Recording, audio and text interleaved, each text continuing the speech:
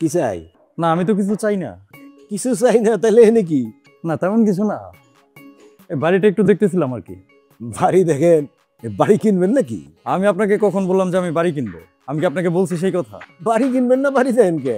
না একটা বাড়ি দেখলেই যে কিনতে হবে সেরকম তো কোনো কথা নাই, তাই না? সেটাও কথা না। আমি কি বলছি যে আপনি বাড়ি কিনবেন? না না আপনি বলেন নাই, আমিও তো সেটা বলি নাই। তাইলে কি চান এটা আমার এখন? এই বাড়িতে কি কোনো চাকরি টাকরি পাওয়া যাবে? আপনি চাকরি খুঁজতেছে? চাকরি কি আছে? না, এখানে কোনো চাকরি নাই। তা আপনি জানেন কিভাবে? আপনি কি বাসার মালিক নাকি? আমি মালিক কিনে উত্তর কি আমি আপনারে দিব নাকি? আপনি মনে হয় রাগ করতেছেন। রাগ করেন না, আপনাকে সব খুলেই বলি। আপনি নিজেও তো একজন পুরুষ মানুষ, আপনি আমার কষ্টটা বুঝবেন। প্রত্যেকটা পুরুষের জীবনে কিন্তু একটা সময় থাকে যখন তার কাছে অনেক সময় থাকলেও পকেটে টাকা থাকে না। পরে একটা সময় কিন্তু সব পুরুষের পকেটেই অনেক টাকা হয়। আজকে আমার সেই দুর্ভাগা দিন যেদিন আমার পকেটে কোনো টাকা নাই এবং কোনো চাকরি নাই। চাকরি খুঁজতেছি, তবে আমি বিশ্বাস করি সবার মতো আমারও দিন ঘুরবে, আমার পকেটেও একদিন টাকা হবে। আপনি যদি আমার এই দুঃসময়ে একটা চাকরি ম্যানেজ করে দিতে পারেন, আমি সারা জীবন আপনার প্রতি কৃতজ্ঞ থাকব। নানান সমস্যার মধ্যে রয়েছি তো, আপনার সাথে প্রথমে একটু খারাপভাবে কথা বলে ফেলছি, এখন ভালোভাবে জিজ্ঞেস করতেছি এখানে কি কোনো চাকরি আছে? কিন্তু আমার এনে চাকরি তো নাই।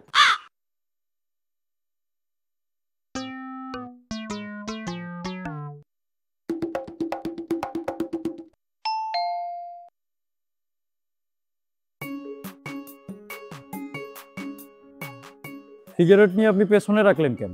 সিগারেটটা ধরান। এখন সিগারেট ধরাবো না, পরে খাবো। কেন পরে ধরাবেন কেন? এখনই খান।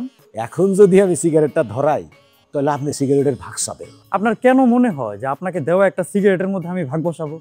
আপনি তো বেকার, বেকার মানুষ অনেক কিছুই করতে পারে, বিশ্বাস নাই? আচ্ছা ঠিক আছে, আপনার সিগারেট আপনি যখন খুশি খায়েন, কোনো সমস্যা নেই।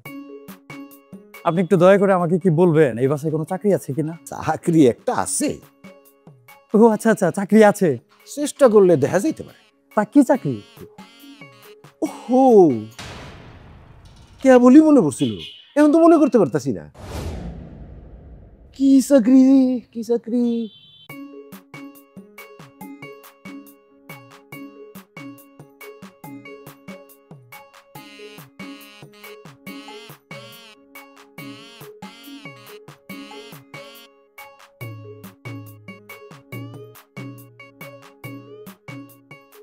মনে পড়ছে। এখন মনে পড়ছে তাই না? আচ্ছা বলেন কি চাকরি? কালকে সকালে আসেন, তখন দেখা যাবে আপনার কি চাকরি দেওয়া যায়। আপনি কি জানেন আপনি খুবই জঘন্য একটা মানুষ, খুবই বাজে একটা মানুষ। আপনার সাথে কথা বলে আমি আমার অনেকক্ষণ সময় নষ্ট করছি, যেটা আপনি না করলেও পারতেন। আপনি আমাকে প্রথমে বলতেন যে এখানে কোনো চাকরি নাই, সিগারেট দিলাম, সিগারেট তো নিয়ে নিলেন, 50 টাকা তো নিয়ে নিলেন, লজ্জা করে না? আপনার সাথে কথা বলে আমার সময়টা আমি নষ্ট করছি, এখন আবার বলতেছেন কালকে আসতে। কেমন কথা? এই যে ভাই। জি বলেন। আচ্ছা ভাই, আপনি কি এই বাসায় থাকেন? জি। আমি আসলে একটা চাকরি খুঁজতেছি। এই বাসার ভেতরে কি কোনো কোম্পানি টাম্পানি আছে, মানে কোনো চাকরি পাওয়া যাবে? এটা তো ফ্যামিলি বাসায়, এখানে আপনি চাকরি পাবেন কোথা থেকে? এটা ফ্যামিলি বাসা? মানে শুধু ফ্যামিলিই থাকে? জি এটা ফ্যামিলি বাসা। কিন্তু উনি তো আমাকে এতক্ষণ ধরে বললেন যে এই বাসায় নাকি চাকরি আছে, চাকরি পাওয়া যাবে। ওনার কথা বিশ্বাস করেন না। কেন ওনার কথা বিশ্বাস করবো না কেন? উনি লোক সুবিধান না। এই বাসার যে আসল মালিক সে থাকে দেশের বাহিরে। উনি বাসার মালিকের কোন এক দুঃসম্পর্কের আত্মীয়, একরকম কেয়ারটেকার, এই তো? জি ভাই ঠিক আছে। আপনাকে অনেক ধন্যবাদ, আপনার কাছ থেকে অনেক কিছু জানতে পারলাম। ওনার ফাঁদে পড়েন না।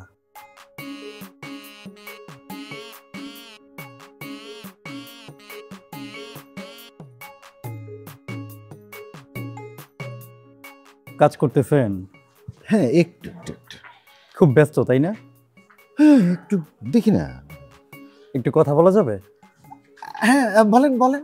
আমি আসলে এখানে চাকরির জন্য আসি নাই। আচ্ছা যে ঠিক আছে। আমি আপনার মেয়েকে ভালোবাসি। ও আচ্ছা, ভালোবাসো?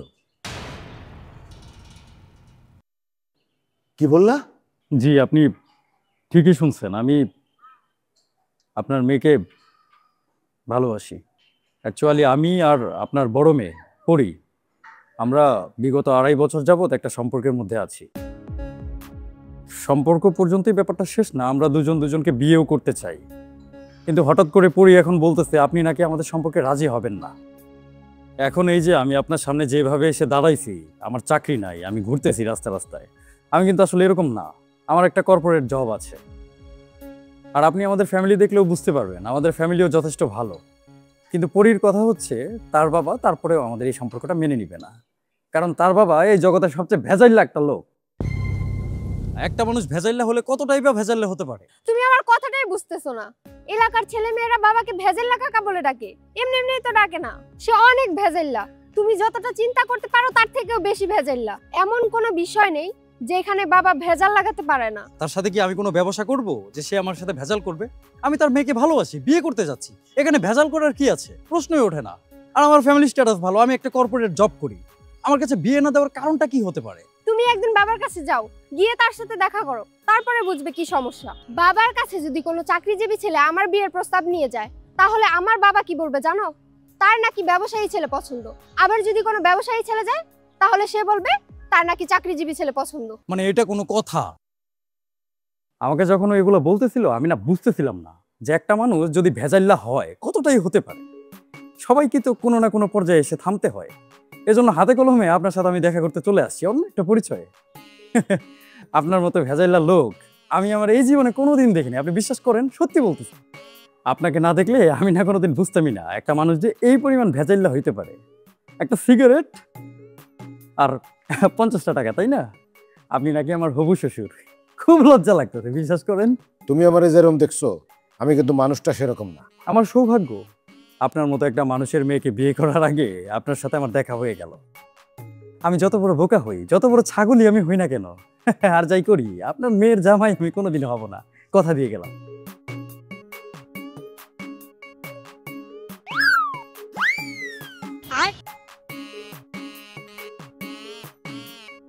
আমি যেমন আছি ভালোই আছি।